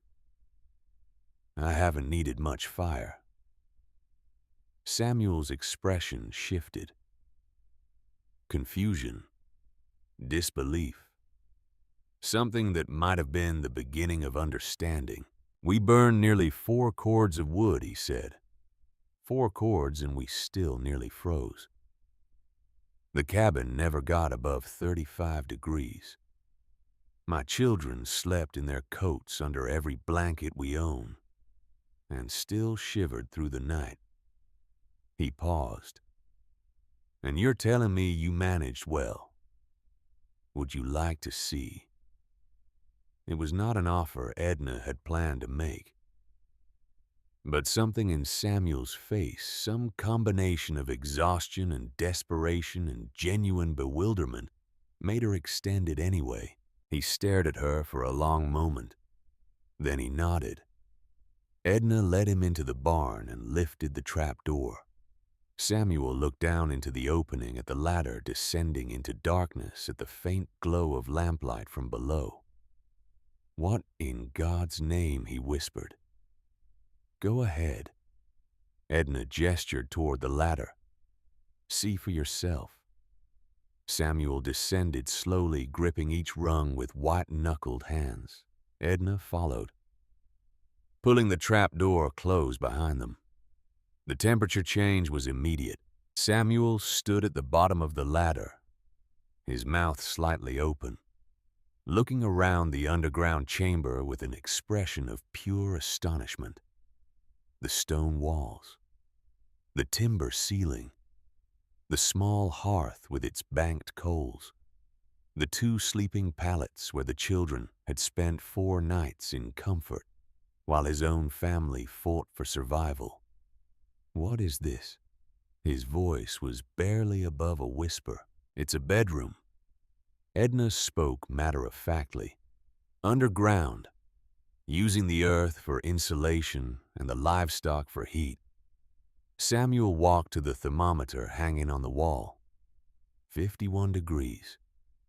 He read the number aloud as if saying it would make it more believable. 51 degrees. With no fire. I burned perhaps a quarter cord during the whole storm. Just evening fires for a few hours. The earth holds the heat. Samuel turned to look at her. His face had gone pale beneath his weather-beaten skin. "We thought you were dead," he said. "I looked over here on the 3rd day, saw no smoke, and told my wife that you and the children must have frozen. I said I'd come check when the storm broke, but I expected." He stopped, unable to finish the sentence. I know what you expected. A long silence filled the underground chamber. Samuel stood in the center of the room, turning slowly, taking in every detail. The drainage sump in the corner, the ventilation pipe that brought fresh air from outside, the efficient little hearth that only needed to supplement the earth's natural warmth. This is remarkable. His voice was hoarse. Mrs. Whitmore, this is remarkable. It's practical. That's all. No. Samuel shook his head firmly. No, this is more than practical. This is engineering. This is genius. He looked at her with new eyes as if seeing her for the first time. We mocked you. All of us. We thought you'd gone peculiar with grief. Edna said nothing. Isaac Brennan came to warn you, didn't he? Told you the moisture would kill you. Told you the chamber would flood or collapse. He did. Samuel laughed a sound without humor. His father is dying. Did you know that caught pneumonia during the storm? Might not last the week. I'm sorry to hear that. Margaret Yates nearly froze to death in her cabin. They found her hypothermic, barely conscious. She's going to lose some fingers. Edna closed her eyes briefly. I heard the schoolhouse chimney was troublesome. Troublesome. Samuel repeated the word bitterly. It blocked with snow. She had to choose between suffocating from smoke or freezing without fire. He gestured at the walls around them. Meanwhile, you and your grandchildren were sleeping warm and safe down here. 51 degrees. While the rest of us burned through our winter wood supplies and still couldn't keep our families above freezing. Edna did not respond. There was nothing to say. Samuel climbed back up the ladder. Edna followed. They stood in the cold barn looking at each other across a space that seemed much larger than the physical distance between them. I need to go, Samuel said finally. Tell the others what I've seen. He paused at the barn door. Mrs. Whitmore, I'm sorry for what we said, for how we treated you. He shook his head slowly. You were right and we were wrong. And now people are paying for our ignorance with their lives. He walked out into the snow and mounted his horse. Edna watched him ride away, a dark figure growing smaller against the white expanse of the valley. She stood there until he disappeared from view. Then she went back down the ladder to check on her grandchildren, who were warm and safe and alive because she had been willing to do something that everyone else thought was crazy. The vindication should have felt sweet. It didn't. The news spread through the valley like fire through dry grass. Samuel Corcoran told his wife that same evening, describing everything he had seen in the underground chamber. His voice shook as he spoke, exhaustion and amazement and shame mixing together into something that kept him awake long after Ruth had fallen asleep beside him. 51 degrees, with no fire burning, while we nearly froze to death 10 feet from our own hearth. Ruth told her sister the next morning when she came to check on the children. The sister told her husband, who rode to the Brennan homestead to share the news with Isaac. Isaac listened in silence, sitting by his father's sickbed, watching the old man's chest rise and fall with labored breaths that rattled like stones in a tin can. When the visitor finished speaking, Isaac said nothing for a long moment. Then he buried his face in his hands. I warned her. His voice was muffled, broken. I rode out there in November and told her she was making a mistake. Told her the moisture would kill them. Told her to think about those children. The visitor shifted uncomfortably. You couldn't have known. I should have listened. Isaac raised his head, his eyes red-rimmed and wet. She tried to explain. Said the chamber was dry, said she'd accounted for drainage. And I just nodded and smiled and thought to myself that grief had made her simple. He looked at his father, whose fever had not broken in 3 days, whose cough had grown weaker rather than stronger, as his body slowly gave up the fight. My father is dying because we couldn't keep this cabin warm. Because we burned through 4 cords of wood and still couldn't get above freezing. Because I was too proud to consider that a 62-year-old widow might know something I didn't. The visitor left shortly after, carrying the weight of Isaac's confession back to town, where it would join the growing chorus of regret and recrimination. Within a week, everyone in the valley knew the story. The widow Whitmore had built an underground room beneath her barn. The widow Whitmore had survived the worst blizzard in Montana history, while burning almost no firewood. The widow Whitmore's grandchildren had slept warm and comfortable while other families' children shivered under piles of frozen blankets. The woman they had called crazy, the woman they had mocked and pitied and avoided, the woman they had whispered about in the general store and the church and the town square, she had been right. They had been wrong.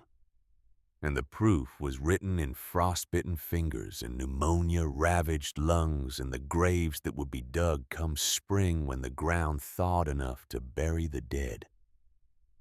The visitors began arriving on the 8th day after the storm. Margaret Yates came first, her hands wrapped in bandages that hid the damage the cold had done to her fingers. She rode slowly, her horse picking its way through the snow that still lay heavy across the valley floor. Edna saw her coming and felt a complicated mixture of emotions. Sympathy for what Margaret had endured. Satisfaction that someone who had listened, who had taken measurements and asked questions, had survived to tell about it. And beneath both of those feelings, a deep weariness that came from being vindicated in a way she had never wanted. Mrs. Whitmore. Margaret's voice was hoarse, her face pale and drawn. I had to come. I had to see you. You should be resting. Edna helped her dismount, noting how Margaret winced when her bandaged hands touched the saddle. The cold did damage. You need time to heal. I'll have plenty of time for that. Margaret looked at the barn with an expression that mixed reverence and regret. I wanted to thank you for showing me the chamber before the storm, for explaining how it worked. You nearly died anyway, because I didn't listen well enough. Margaret's eyes were bright with unshed tears. You told me the principles. Thermal mass, earth insulation, minimal heat loss. And I nodded and took notes and then went back to my drafty cabin and did nothing about it. You couldn't have built a chamber in the time you had. No, but I could have done something.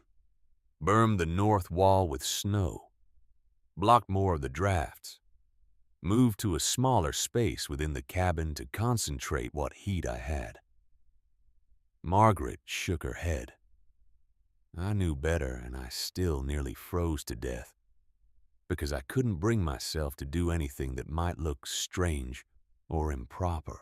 Edna led her into the barn and down the ladder. Margaret stood in the underground chamber for a long time, looking at the wall she had sketched months earlier, feeling the warmth that had sustained 3 lives through 4 days of killing cold. I'm going to rebuild, she said, finally. This spring, I'm going to incorporate everything I learned here into a new design. And I'm going to write about it, document it, make sure other people understand what you've discovered. I didn't discover anything. The Earth has always held its warmth. People have been using underground spaces for shelter since the beginning of time. I just applied old knowledge to a new situation. Margaret turned to face her. That's exactly what needs to be documented. Not the invention of something new, but the application of something old that people have forgotten. She paused. You've saved lives, Mrs. Whitmore. Maybe not directly, but the knowledge you've demonstrated here will save people in winters to come. Edna said nothing. She did not feel like someone who had saved lives. She felt like a tired old woman who had done what was necessary to protect her grandchildren. But she let Margaret take more measurements. Let her ask more questions. Let her fill another notebook with sketches and observations that might someday help someone else survive. Isaac Brennan came the next day. He arrived alone on foot, having walked the 3 miles from his homestead through snow that reached past his knees. His face was gray with exhaustion, and grief, his movements slow and careful, like a man who had aged 20 years in a single week. Edna met him at the barn door. My father passed this morning. Isaac's voice was flat empty. Pneumonia. The same illness that took your husband 2 winters back. I'm sorry for your loss. Are you?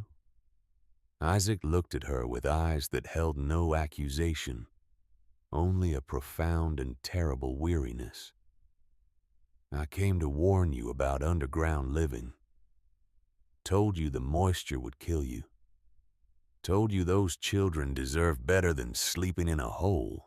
I remember. I was wrong. Isaac's voice cracked on the word. Wrong about everything. About your chamber. About the danger. About what those children needed. He drew a shaky breath. My father died because we couldn't keep the cabin warm. Because we did things the way we've always done them. The way everyone said was right and proper. And it wasn't enough. Edna waited. I came to apologize. Isaac met her eyes. And to ask if you would show me. Show me what you built. How you built it. So that next winter maybe my family won't have to suffer like this. Something shifted in Edna's chest. Some small knot of resentment that she had carried since November, since the day Isaac had come to her homestead and warned her with such confidence about dangers he did not understand. Come inside, she said. She showed him everything. The stone walls and how they were constructed. The drainage system and why it mattered. The ventilation pipe and its purpose. The small hearth that only needed to supplement the Earth's natural temperature rather than fight against the cold from scratch. Isaac listened without interrupting. He asked questions only when he did not understand something. He took no notes, but Edna could see him memorizing every detail, filing away knowledge that might save his remaining family in winters to come. When the tour was complete, they stood together in the barn above the chamber, looking out at the snow-covered valley. I mocked you, Isaac said quietly. In my mind, if not to your face. Thought you'd gone strange with grief. Thought you were endangering those children with your foolishness. I know. You never said anything. Never defended yourself. Never tried to explain. Edna shrugged. Would you have listened? No. Isaac shook his head slowly. No, I wouldn't have. I was too certain that I knew better. too proud to consider that a widow with no formal education might understand something I didn't. Pride is expensive in this country. Edna looked out at the mountains in the distance, sometimes more expensive than we can afford to pay. Isaac was silent for a long moment. Then he extended his hand. "I'm sorry, Mrs. Whitmore, for all of it." Edna took his hand and shook it once firmly. "I'm sorry about your father." Isaac nodded and walked away into the snow, a diminished figure, carrying the weight of lessons learned too late. The visitors continued to arrive throughout January. Families who had suffered through the storm, men whose livestock had died in the cold, women whose children bore the marks of frostbite on their fingers and toes.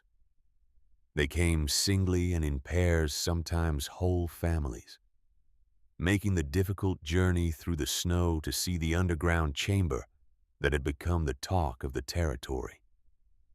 Edna showed them all, answered their questions, explained the principles as clearly as she could. Some of them apologized for the mockery. Others pretended they had never doubted her. A few simply looked and listened and left without comment, their silence speaking louder than any words. The community that had shunned her was slowly, grudgingly accepting that she had been right. But acceptance did not solve her problem. The storm had cost her 3 weeks. 3 weeks during which she could not travel to town to sell eggs and butter. 3 weeks during which she could not work on generating the income she desperately needed. 3 weeks closer to the February deadline that hung over her head like an executioner's blade. Edna counted her savings on the night of January 20th. $78. She had managed to add $15 to her total.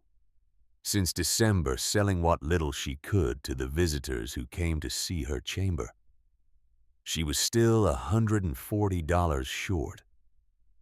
11 days remained until February 1st. The math was impossible. Even if she sold everything she owned except the land itself, she could not raise that kind of money in 11 days. Not in the aftermath of a storm that had devastated the entire valley. Not when everyone around her was struggling to survive. Harlan Croy would win. He would take her land, her home, the graves on the hill where her husband and son and daughter-in-law rested. He would own the property that 3 generations of her family had worked and bled and died to build. And her grandchildren would be sent somewhere else, to relatives who might or might not exist, to orphanages that would separate them and put them to work, to a future that did not include the only home they had ever known. Edna sat in the underground chamber that night, listening to the children sleep, and allowed herself to face the possibility of defeat. She had tried so hard, built something remarkable, survived what should have killed her, proven everyone wrong about her design and her judgment and her ability to protect her family, and none of it mattered, because Harlan Croy had paper with her husband's name on it, and paper was more powerful than survival, more powerful than ingenuity, more powerful than the truth. Edna closed her eyes and prayed for the first time in months, not for a miracle. She had stopped believing in miracles when she buried her son. She prayed for strength, strength to face what was coming, strength to protect the children from the worst of it, strength to keep going even when going seemed pointless. The prayer did not make her feel better, but it reminded her who she was, a woman who had survived the death of a husband and a son and a daughter-in-law, a woman who had built a room underground and kept her family warm through a killing blizzard, a woman who did not give up even when giving up was the only sensible option. She opened her eyes and looked around the chamber she had built with her own hands. If Harlan Croy wanted this land, he would have to take it from her. She would not simply hand it over. She would fight with everything she had, even if everything she had was not enough. 11 days. A lot could happen in 11 days. January 25th brought an unexpected visitor. Edna was in the barn forking hay down from the loft when she heard hoofbeats approaching. She looked up to see a black buggy pulled by 2 matching gray horses, and her stomach dropped. Harlan Croy. She set down the pitchfork and walked to the barn door, wiping her hands on her apron. By the time she reached the threshold, Harlan was climbing down from his buggy, his expensive boots sinking into the snow, his face arranged in an expression of concerned benevolence that did not reach his eyes. Mrs. Whitmore. He tipped his hat. "I hope you survived the storm well." "Well enough. I heard about your underground chamber." Harlan's smile widened slightly. "Quite the topic of conversation in town. People are saying you've discovered something revolutionary, that you stayed warm through the whole blizzard while everyone else nearly froze." Edna said nothing. "I came to discuss business." Harlan reached into his coat and withdrew a familiar folded paper. "The deadline I mentioned in my letter has passed. My offer to purchase your property was withdrawn on January 15th, which means we now proceed to the original terms of the note. $218.40. Due February 1st. Precisely." Harlan tucked the paper back into his coat. "I assume you found the funds." Edna looked at him, at his expensive coat and his polished boots and his calculating eyes, at the buggy that cost more than her entire homestead was worth, at the comfortable certainty in his face that he had already won. "I have some of it," she said. "Some." Harlan raised an eyebrow. "I'm afraid some won't be sufficient. The terms are quite clear. Full payment by February 1st, or the property reverts to the bank." "The property doesn't revert to the bank. The property goes to auction, a technicality." Harlan waved his hand dismissively. "I'll be the only bidder, of course. No one else has the capital to compete, especially after a storm like this. The result will be the same." Edna felt anger rising in her chest. Pure, hot, clarifying anger. "You've been waiting for this." Her voice was quiet but steady. "Since the moment Walter signed that note. You knew he was sick. Knew he might not survive the winter. You've been waiting for your chance to take this land." Harlan's smile flickered, then returned. "I'm a businessman, Mrs. Whitmore. I don't create circumstances. I simply take advantage of them when they arise. There's a word for people who take advantage of widows and orphans. Careful." Harlan's eyes hardened. "You're in no position to make accusations. You have 6 days to produce $218 or you lose everything. I suggest you focus on that rather than impugning my character." He turned and walked back toward his buggy. At the step, he paused and looked back.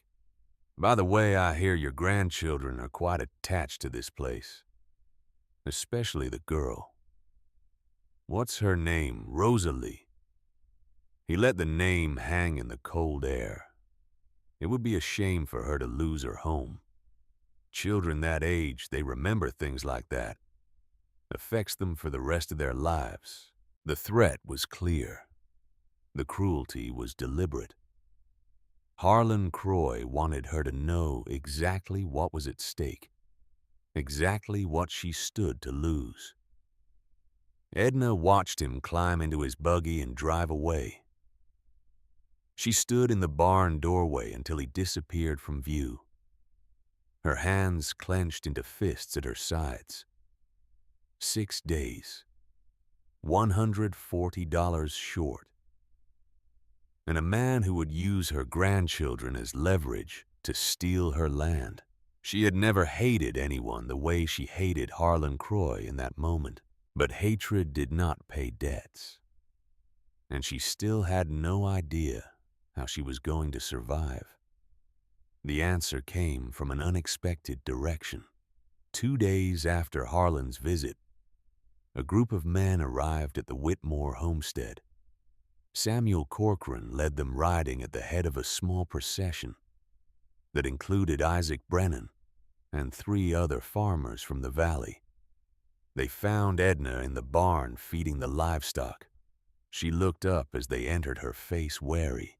"Mrs. Whitmore." Samuel removed his hat. "We've come to talk.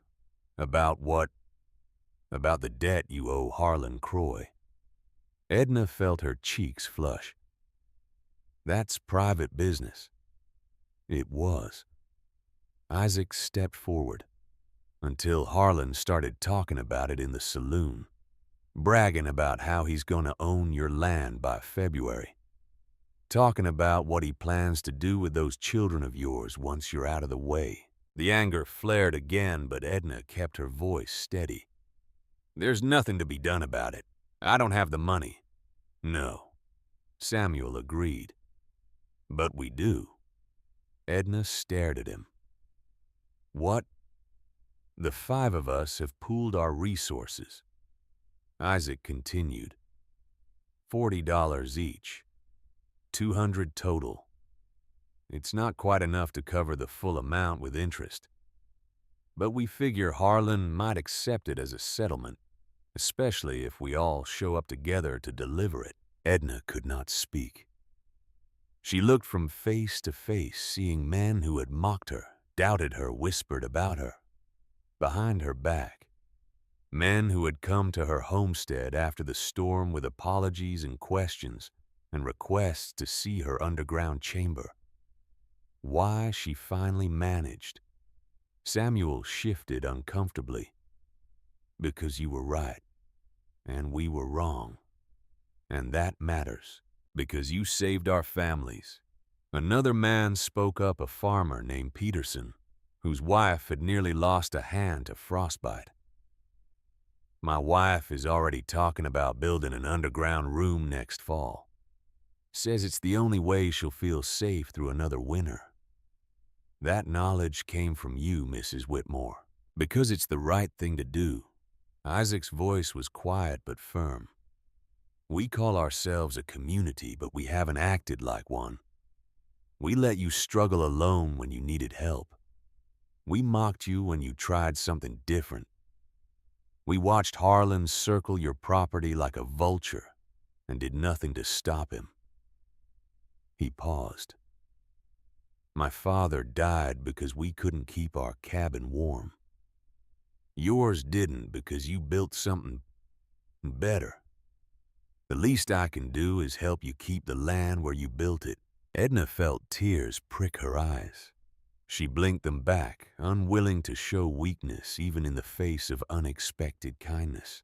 "I can't accept this." Her voice was thick. "It's too much."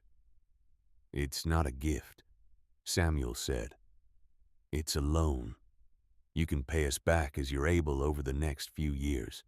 No interest, no deadlines.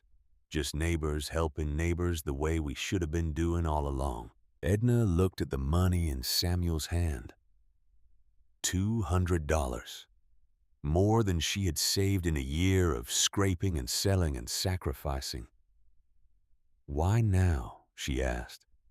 "After everything. Why are you willing to help me now?" Isaac answered. "Because the storm showed us what matters. We nearly lost everything. Homes, families, lives. And while we were fighting to survive, you were down in that chamber with your grandchildren warm and safe, because you had the courage to do something different. He met her eyes. You didn't give up when we told you to. You didn't listen when we said you were wrong. You trusted yourself and you were right. That deserves respect, Mrs. Whitmore. And it deserves help. Edna reached out and took the money. Her hands trembled slightly. Thank you. The words felt inadequate, but they were all she had. Thank you. Samuel nodded. We'll go with you to town tomorrow. Deliver the payment together. Let Harlan see that you're not alone anymore. The confrontation with Harlan Croy took place in the lobby of his bank. Edna entered with the 5 men arrayed behind her, like an honor guard. Douglas Kenny had closed the general store to watch. Margaret Yates stood near the door, her bandaged hands folded in front of her. A small crowd had gathered outside, visible through the frost-covered windows. Harlan looked up from his desk as they approached. His smile flickered when he saw how many people accompanied the widow. Mrs. Whitmore. He rose slowly. I wasn't expecting a delegation. I've come to pay my debt. Edna set the money on his desk. $218.40. Counted twice. Harlan stared at the bills. His expression shifted from surprise to suspicion, to something that looked almost like fear. This is unexpected. He made no move to touch the money. Where did you find this kind of sum? Does it matter? Isaac's voice was hard. The debt is paid. The terms are satisfied. Mrs. Whitmore's property remains her own. Harlan's eyes darted around the room, taking in the faces of the men who had come with Edna. Men he had considered his inferiors. Men he had assumed would never interfere with his business. This is highly irregular, he said slowly. The note specified payment to the bank, not to me personally. There are procedures. Then follow them. Samuel stepped forward. Write her a receipt. Mark the debt as paid. And leave her alone. The threat was implicit but unmistakable. Harlan Croy had power in this valley. But he did not have absolute power. He could not foreclose on a debt that had been paid. He could not evict a widow who had satisfied her obligations. And he could not ignore the message that the community was sending by showing up in force to support her. Very well. Harlan's voice was tight. He sat down, pulled out a ledger, and began writing. The debt is paid in full. The property remains in Mrs. Whitmore's name. He signed the receipt with quick, angry strokes and thrust it across the desk. Edna took it, looked at it, folded it carefully, and slipped it into her apron pocket. Thank you, she said. Her voice was calm, betraying none of the triumph she felt inside. She turned and walked out of the bank, the 5 men following behind her. The crowd outside parted to let them through, and Edna heard scattered applause, scattered cheers, the sound of a community acknowledging that something important had just happened. She did not look back at Harlan Croy, did not give him the satisfaction of seeing her react to his defeat. But she allowed herself a small smile as she climbed onto the wagon that would take her home. The land was hers. The children were safe. And the man who had tried to steal her future had failed. Spring came slowly to Montana Territory in 1887. The snow melted in fits and starts, receding from the valley floor, while still clinging to the mountain peaks. Creeks swelled with runoff. Roads turned to mud. The earth softened enough to bury the dead from the winter, including Isaac Brennan's father, and 7 others from the surrounding homesteads. Edna attended every funeral, stood at every graveside, listened to every prayer and every eulogy and every whispered confession of guilt from people who wondered if they could have done more. She did not speak of her underground chamber at the funerals. It seemed wrong to talk about survival in places dedicated to mourning the dead. But afterwards, in the weeks that followed, people came to her with questions. Farmers who wanted to know how to build their own underground rooms. Wives who wanted to understand the principles of thermal mass. Young men planning homesteads of their own, who wanted to start with something better than the drafty cabins that had nearly killed so many. Edna showed them all, explained everything she knew, drew diagrams in the dirt and sketched plans on paper, and walked them through the construction process step by step. By the end of April, 3 families had begun excavating underground chambers of their own. By the end of May, the number had grown to 7.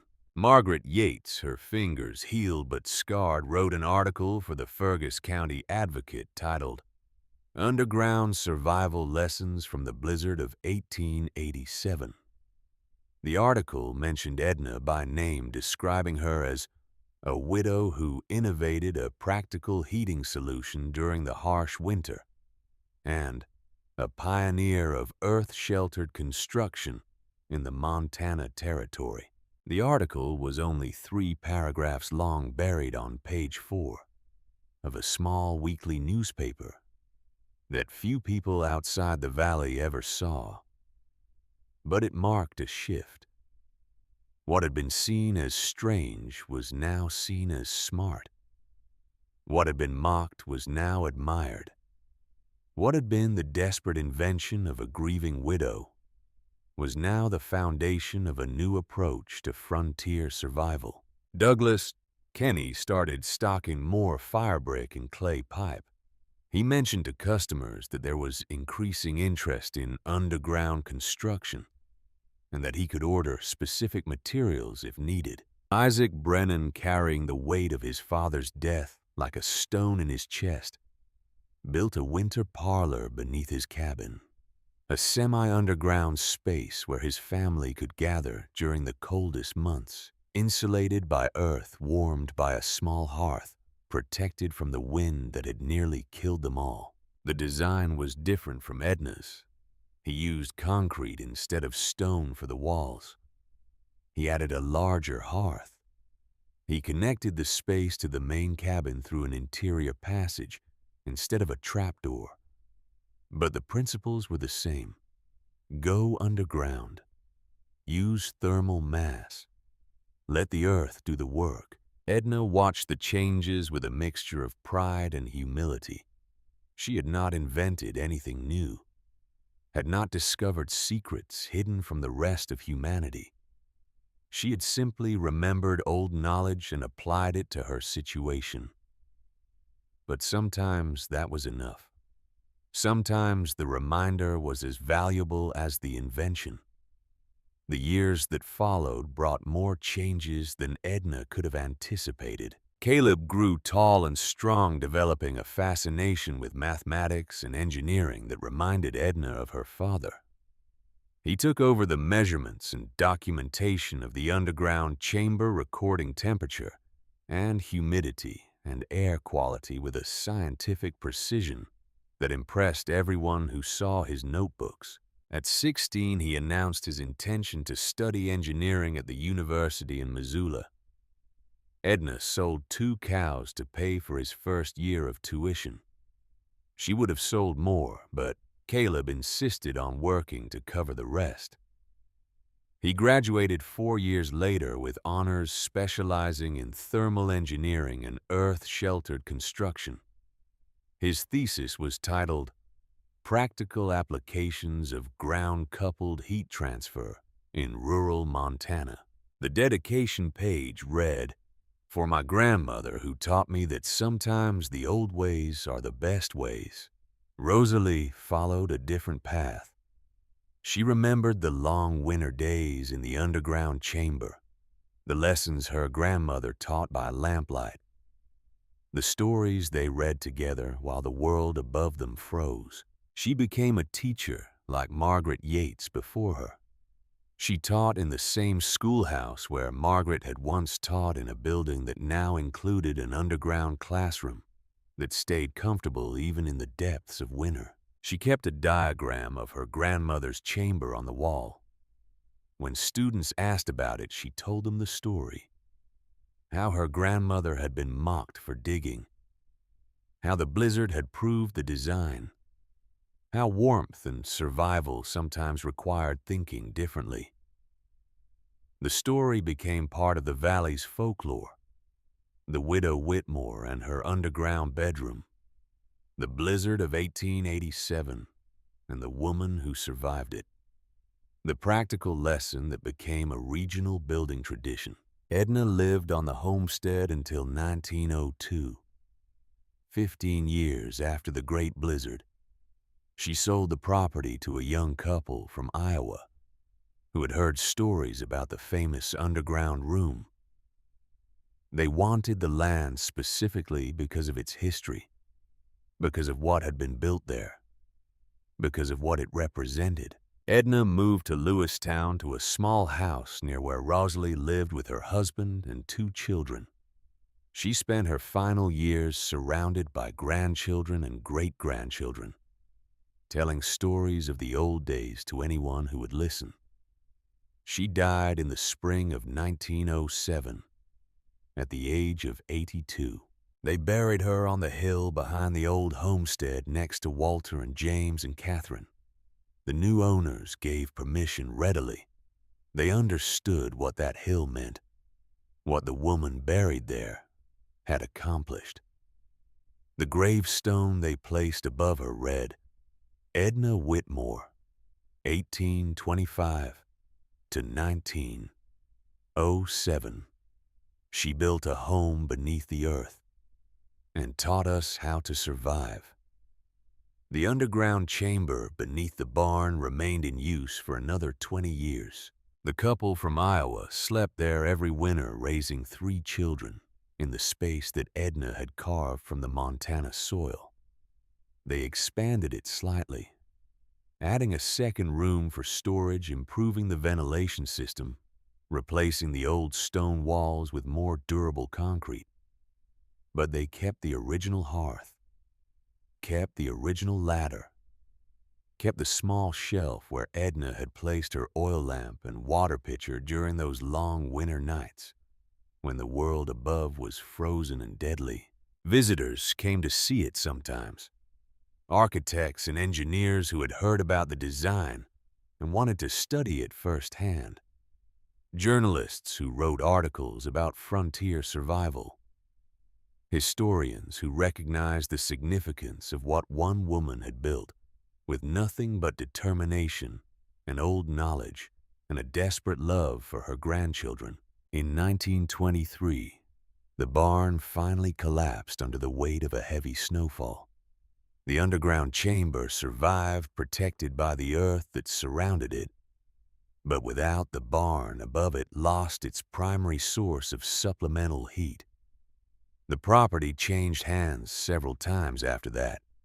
The chamber was eventually filled in its location, marked only by a slight depression in the ground where the earth had settled over decades. But the knowledge endured. By 1920, earth-sheltered construction had become a recognized field in American architecture. Engineers used scientific methods to analyze thermal mass performance and optimize underground building techniques. Universities offered courses on ground-coupled heating systems and passive solar design. And in Montana, in the valleys and mountains where winter still arrived with deadly intent, families still built underground rooms beneath their homes, still used the earth as insulation and the ground as a heat source, still survived the coldest months using principles that a 62-year-old widow had demonstrated more than a century earlier. The lesson Edna Whitmore taught was simple. The earth is a battery. It stores heat. It moderates temperature. It protects against wind. All you have to do is use it. It was not a revolutionary idea.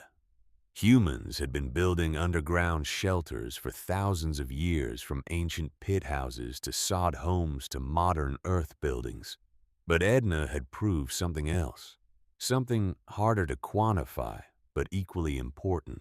She had proved that being different was not the same as being wrong, that the opinions of neighbors and the mockery of community members did not determine truth, that sometimes the only way to survive was to trust yourself when everyone else said you were crazy. The people who had laughed at her learned that lesson the hard way, huddled in their freezing cabins while she slept warm beneath the earth. But they learned, and in learning they honored her more than any gravestone or newspaper article or family legend ever could. They honored her by changing, by adapting, by admitting they had been wrong and working to be better. That was Edna Whitmore's true legacy, not the underground chamber, though it was remarkable, not the survival of her grandchildren, though it was precious, not even the knowledge she passed on to others, though it saved lives for generations. Her true legacy was the proof that one person acting alone, trusting their own judgment against the weight of community disapproval, could change how people thought about survival, could change how people thought about what was possible, could change everything. Caleb Whitmore returned to the homestead one final time in 1925. He was 47 years old, a respected engineer with a successful practice in Helena. His hair had gone gray at the temples. His hands, once calloused from farm work, were soft from years of drafting tables and office work. But when he stood on the hill behind the old barn site, looking down at the slight depression where his grandmother's chamber had once been, he felt like a child again.